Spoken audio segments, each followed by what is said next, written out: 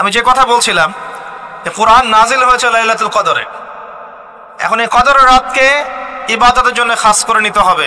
শেষের দশক এবং বিজোর রাত 21, 23, 25, 27, 29।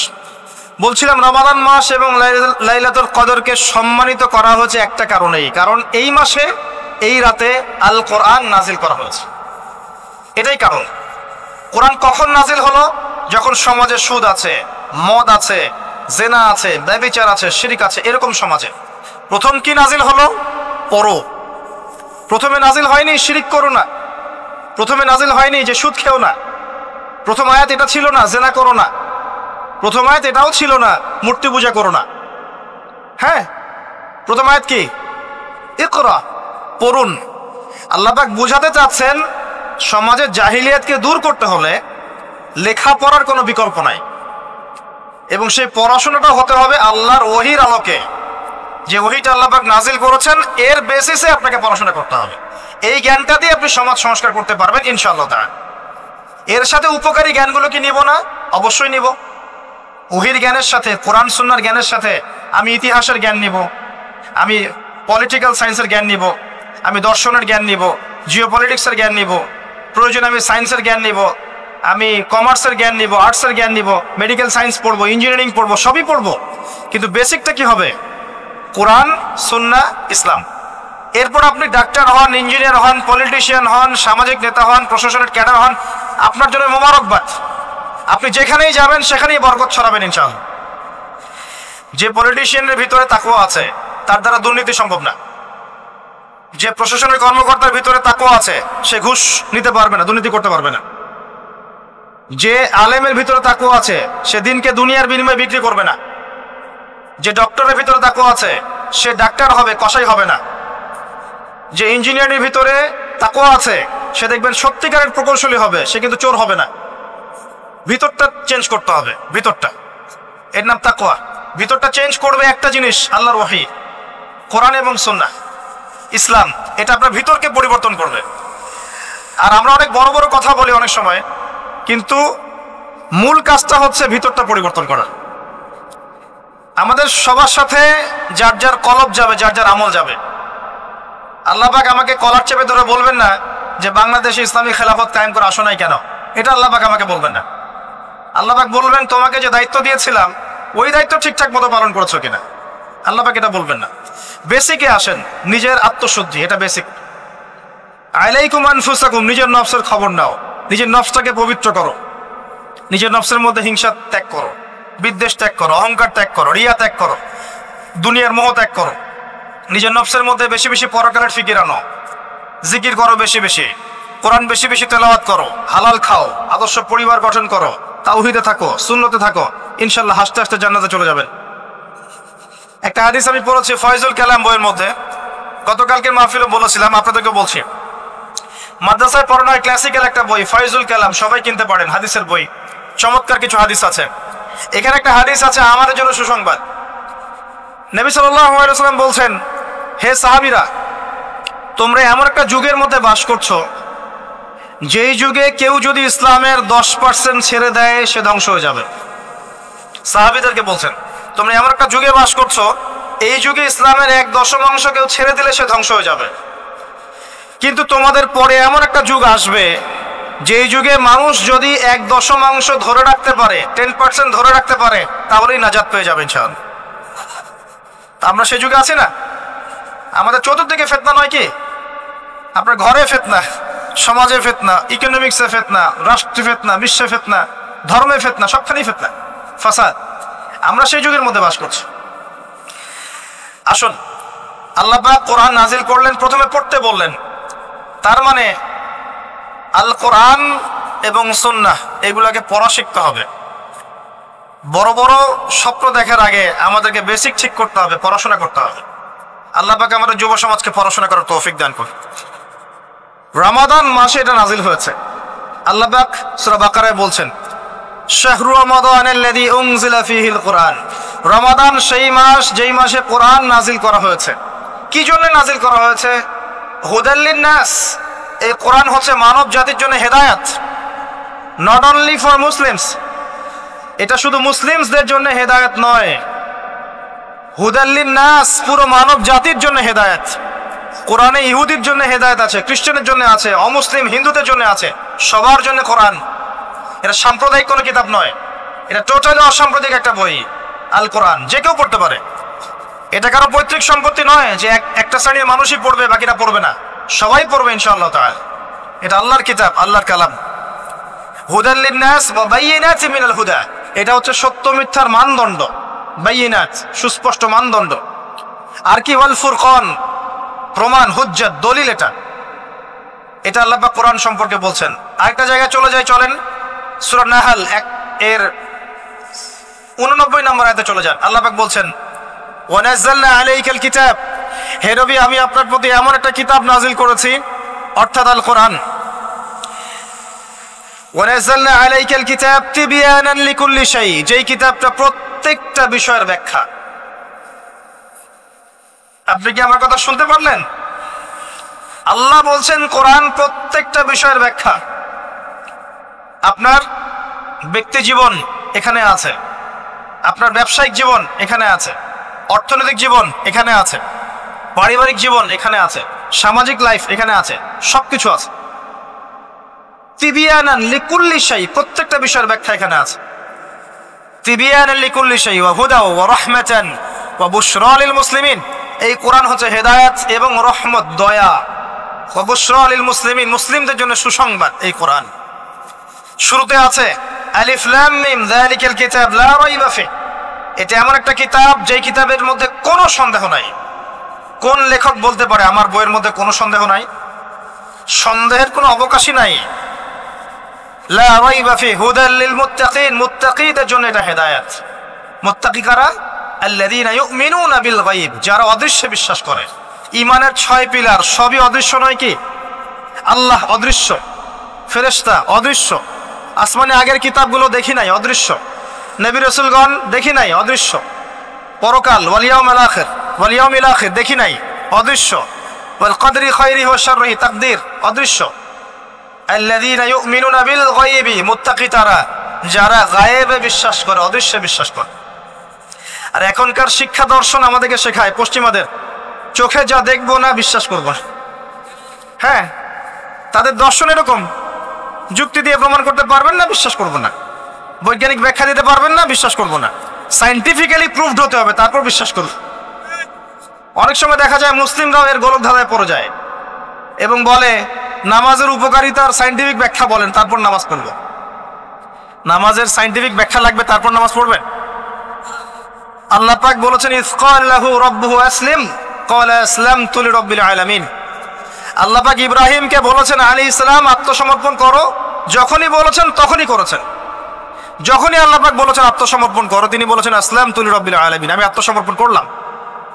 বাচ্চাকে জবাই করো, জিজ্ঞেস করেননি এর পিছনে বিজ্ঞান কি, যুক্তি কি, আর দর্শন কি? স্ত্রীকে রেখে আসো ওই জনমানব শূন্য জায়গায়, জিজ্ঞেস করেন নাই কারণ কি, রিজন কি, যুক্তি কি, বিজ্ঞান কি, দর্শন কি? আল্লাহ বলেছেন সামিআনা ওয়া আতা'না, এর নাম ইসলাম। আল্লাহর আদেশ যেখানে এসে যাবে এখানে যুক্তি বিজ্ঞান দর্শনের প্রয়োজন নাই। এই কনসেপ্টে আপনাকে মৌলবাদী হতেই হচ্ছে, কিছু করার নাই, কারণ মৌলিক বিষয় আপনাকে মেনে চলতে হবে। হ্যাঁ, প্রত্যেকটা বিষয়কে আপনি ব্যাখ্যা করতে পারবেন যদি সেই জ্ঞান আপনার কাছে থাকে, কিন্তু যুক্তি বিজ্ঞান দর্শনের সীমাবদ্ধতা আছে, সবকিছুর ব্যাখ্যা করতে পারে না। ভালো করে শিক্ষা দর্শন হজম করে তারপর পড়াশোনা করেন, অন্যথায় আপনারা দাড়ি টুপি নিয়েও অনেক সময় দেখবেন এই যে এটা কি বলে, এথিজমের দিকে যাচ্ছেন, নাস্তিকতার দিকে যাচ্ছেন। আসেন মূল জায়গায় আসি। আল্লাহ রাব্বুল আলামিন কোরআন সম্পর্কে কথা বলছেন, লা রাইবা ফি, এর মধ্যে কোনো সন্দেহ নাই। একই সূরার মধ্যে আল্লাহ পাক বলছেন যে ওয়া ইন কুনতুম ফি রাইবিন মিম্মা নাযালনা আলা আবদিনা ফাতু বিসূরাতিন মিন মিসলি, তোমরা যদি এই কিতাব নিয়ে সন্দেহ করে থাকো যে এই কিতাব আল্লাহর পক্ষ থেকে এসেছে নাকি অন্য কারো পক্ষ থেকে এসেছে, তোমরা যদি এই কিতাব সম্পর্কে সন্দেহ পোষণ করো যেটা কি আল্লাহর পক্ষ থেকে এসেছে না অন্য কারো পক্ষ থেকে এসেছে, তাহলে এর মতো কিছু আয়াত নিয়ে এসে দেখাও, একটা সূরা রচনা করে দেখাও। ওয়াদউ শুহাদাকুম মিন দুনিল্লাহি ইন কুনতুম সাদিকিন, তোমাদের যত সাক্ষী আছে সহকর্মী আছে, তোমাদের সাপোর্ট দেওয়ার মতো যারা যারা আছে সবাইকে ডেকে নিয়ে আসো, এনে এই কোরআনের মতো একটা সূরা রচনা করে দেখো, যদি সন্দেহ পোষণ করে থাকো। আল্লাহ এর পরে বলছেন ওয়া ইল্লাম তাফআলু, তোমরা যদি এটা করতে না পারো, ওয়ালান তাফআলু, কোশ্চেন কালেও পারবে না। তোমরা যদি এটা করতে না পারো, মানে একটা সূরা রচনা করতে না পারো, এরকম কোন কিতাব রচনা করতে না পারো, একটা আয়াত রচনা করতে না পারো, তাহলে জেনে রাখো ফাত্তাকুন নার আল্লাতী ওয়াকুদুহা আন-নাস ওয়াল হিজারা, সেই আগুনকে ভয় করো যার ইন্ধন হবে মানুষ এবং পাথর। উইদ্দাত লিল কাফিরিন, যা কাফেরদের জন্য প্রস্তুত করা হয়েছে। আল্লাহ পাক এই কোরআনটা নাজিল করেছেন কোন মাসে ভাই? রমাদান মাসে।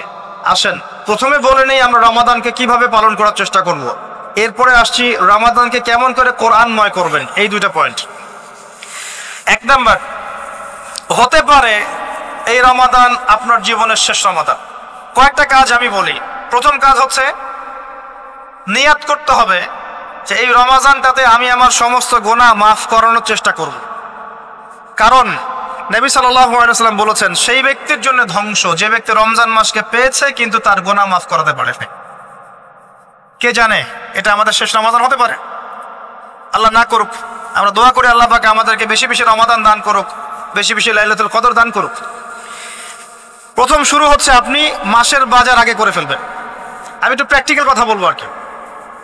আপনি রমাদান মাসের বাজার এই শাবান মাসে করে ফেলার চেষ্টা করেন, পারলে ঈদের শপিংটাও করে ফেলার চেষ্টা করেন। রমজান মাসে বেশি বাইরে যাবেন এবং টাকা পয়সা নিয়ে গিয়ে যে স্ত্রী সন্তানের হাতে দিয়ে দিবেন না, যাও বাইরে গিয়ে মার্কেটিং করে আস, এই ভুলটা করতে যায়।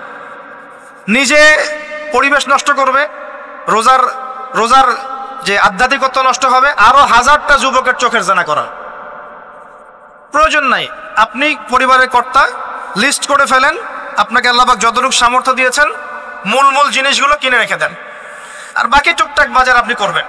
আর যখন বাজারে যাবেন একটা দোয়া পড়বেন, আপনি 10 লক্ষ নেকি পাবেন ইনশাআল্লাহ। কত লক্ষ? 10 লক্ষ। দোয়াটা শিখাচ্ছি।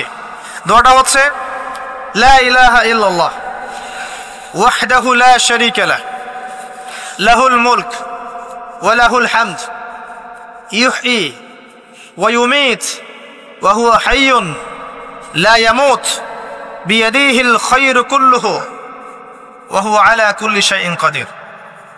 একবার পড়লে 10 লক্ষ নেকি পাবেন বাজারে গিয়ে। কেন পাবেন?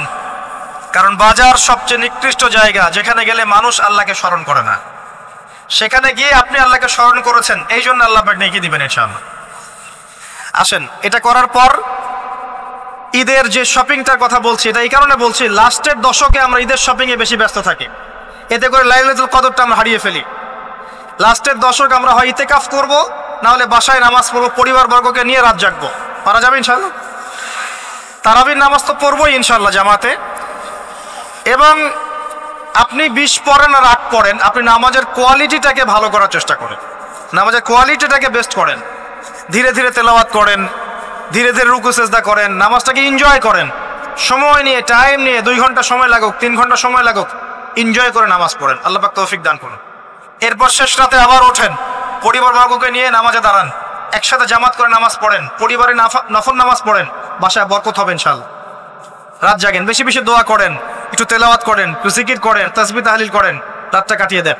শেষের দশকে মার্কেটে ঈদের শপিং করতে যায় না। ঈদের খুশি আছে, ঈদের আনন্দ আছে, ঈদে ভালো পোশাক পরবো, সব ঠিক আছে। এই খুশি কাদের জন্যে? কদ আফলাহা মান তাযাক্কা ওয়া যাকারা ইসমা রাব্বিহি ফাসাল্লা। কার জন্য ঈদের খুশি? যে ব্যক্তি রমজান মাসে আত্মশুদ্ধি অর্জন করতে পেরেছে, রোজা রেখেছে, যাকাত দিয়েছে, নামাজ পড়েছে, লাইলাতুল কদরের রাত জেগেছে, তারাবি পড়েছে, ইত্যাদি ইত্যাদি। এই ব্যক্তি আত্মশুদ্ধি অর্জন করেছে, এই ব্যক্তির জন্য ঈদের খুশি। যে রমজান মাসে সিনেমা দেখেছে, সিনেমা শুটিং করেছে, পর্নোগ্রাফি দেখেছে, সুদ খেয়েছে, শিরক করেছে, বেদাত করেছে, হারাম খেয়েছে, এর জন্য ঈদের খুশি। মানুষকে ঠকিয়েছে, ব্যবসায় মাল কম দিয়েছে, পণ্য মজুত করেছে, ইচ্ছা করে দ্রব্যের দাম বাড়িয়েছে, সরকারকে বিব্রত করেছে, জনগণকে দুর্ভিক্ষের দিকে ঠেলে দিয়েছে, এদের জন্য ঈদের খুশি? কখনো না। ঈদের খুশি তাদের জন্য যারা আত্মশুদ্ধি অর্জন করতে পেরেছে। আল্লাহ পাক বোঝার তৌফিক দান করুন, আমিন। এটা প্রথম টিপস দিলাম আপনাকে। এবার আসেন, আপনি রমাদানে প্ল্যান করবেন যে আপনার জীবনে বড় বড় পাপগুলো কি কি হয়েছে। এই পাপগুলো যদি মানুষের সাথে জড়িত হয়ে থাকে, আপনি মানুষের সাথে গিয়ে গিয়ে ক্ষমা নিয়ে নেবেন। কারো টাকা নিয়েছেন, দেন নাই, দিয়ে দিবেন। কারো সম্পত্তি পায়, দেন নাই, দিয়ে দিবেন। কারো হকটা নষ্ট করেছেন, গালি দিয়েছেন, গীবত করেছেন বা তহমত দিয়েছেন, অপমান করে ইত্যাদি, ক্ষমা চেয়ে নেবেন। রমাদান মাসে মানুষের হকটা দিয়ে দেন। আল্লাহর কাছে জড়িত যে পাপগুলো আছে এটার জন্য ইস্তেগফার যথেষ্ট। খালি যদি বলেন আস্তাগফিরুল্লাহাল্লাযী লা ইলাহা ইল্লা হুয়াল হাইয়ুল কাইয়্যুম ওয়া আতুবু ইলাইহি, 1 সেকেন্ডের মধ্যে আল্লাহ পাক আপনার সমস্ত পাপকে নেকি দিয়ে পরিবর্তন করে দিবেন ইনশাআল্লাহ। এবার প্র্যাকটিক্যালি যাবেন, সেহরি করবেন। সাহরির মধ্যে বারাকা আছে। সাহরি না উচিত না, সাহরির মধ্যে বারাকা আছে। একটা খেজুর হোক, 1 গ্লাস পানি হোক, আপনি সাহরি করবেন, এর মধ্যে বারাকা আছে। এবং সাহরির সময় এমনভাবে খাবেন না যে এটা আপনার জীবনের শেষ খাওয়া। কথা বুঝতে পারছেন? এত বেশি আইটেম করতে যায় না, এত বেশি ভোগবিলাসী হয়ে গেলে রোজার আধ্যাত্মিকত্ব থাকবে না। সেহরিতে অল্প খান, যদি খেতে হয় পেটের 3 ভাগের 1 ভাগ খান, 1 ভাগ ফাঁকা রাখেন, 1 ভাগ আপনি পানি দিয়ে পূর্ণ করেন। এখনকার কিছু তথাকথিত আশেকে রসুলের মতো হতে যায় না, যাদের ভুঁড়ির জ্বালায় চেয়ারে বসতে পারে না, এই কাজ করতে যায় না। এটা মুসলিমদের শোভা পায় না। আমরা পরিশ্রমী জাতি, কর্মঠ জাতি, আমাদের এসব শোভা পায় না।